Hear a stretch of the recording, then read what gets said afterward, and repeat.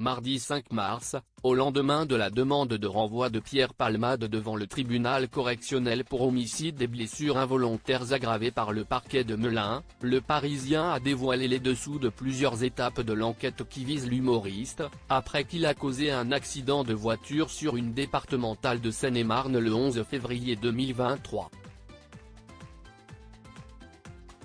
Parmi elles se trouve celle de l'interrogatoire du comédien de 55 ans. Face aux enquêteurs, le producteur était notamment revenu sur sa culpabilité, alors qu'une jeune femme de 27 ans, se trouvant dans la voiture en face aux côtés de son beau-frère de 38 ans, et d'un petit garçon de 6 ans, a perdu son enfant à naître des suites de l'accident.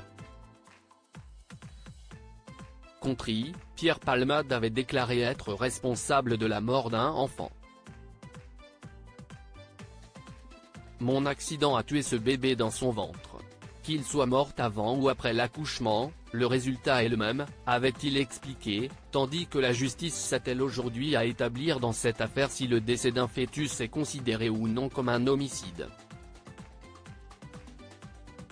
Martelant que la mort de l'enfant à naître était de sa faute, Pierre Palmade avait promis aux forces de l'ordre d'éradiquer les substances illicites, auxquelles il a été dépendant durant plusieurs décennies, de sa vie.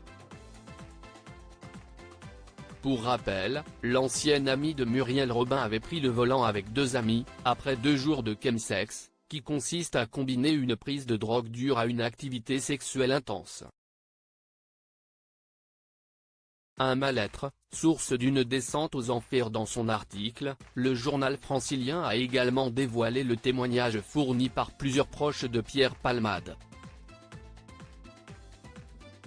Au printemps 2023, 5 femmes avaient été entendues par un enquêteur de personnalité missionné par la juge d'instruction de Melun, pour établir un profil du comédien mis en cause. Selon sa mère, Réanne Palmade, son addiction aux drogues dures prend racine dans son homosexualité, difficile à vivre. Pierre a vécu son homosexualité comme une faiblesse, une honte, avait-elle confié aux enquêteurs le 30 mars, rapporte Le Parisien. Un triste constat partagé par Claudine Errade, le lendemain, la prise de stupéfiants lui a permis de mieux gérer son mal-être. Article écrit en collaboration avec 6 médias. Crédit photo, Guillaume Gaffio. Best Images.